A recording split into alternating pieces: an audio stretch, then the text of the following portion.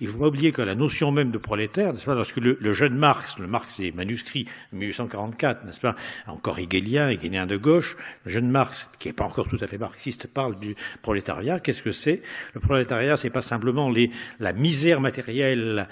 si vous voulez, de l'ouvrier, de l'artisan de l'ouvrier, du fait même de l'urbanisation, de l'industrialisation, des exigences des révolutions industrielles. Il est prolétaire en tant qu'il est aussi dans une misère symbolique du fait que la machine lui confisque son savoir, son savoir-faire et son savoir-être. Et tout se passe à ce moment-là comme si le lieu de la décision passait de l'être de l'ouvrier vers le mode d'emploi de la machine qui lui prescrit des actes de plus en plus précis, rationnels, fragmentés, organisés. Il est, à ce moment-là, il devient l'instrument de l'instrument. C'est véritablement cela la prolétarisation, et je crois qu'aujourd'hui, cette prolétarisation, portée bien sûr par la révolution de Taylor aussi, il faut bien le dire, même si c'est un peu plus tard, 1911, mais c'était déjà en place dans la deuxième moitié du XIXe siècle, eh bien, si vous voulez, cette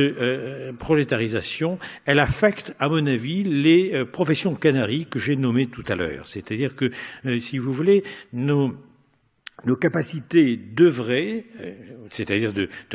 d'avoir une dimension d'œuvre, c'est-à-dire une dimension à la fois artistique et artisanale dans nos métiers, se trouvent aujourd'hui confisquées par les machines immatérielles mais bien réelles que sont les protocoles d'évaluation, que sont les règles de bonne pratique, que sont les procédures diverses et variées,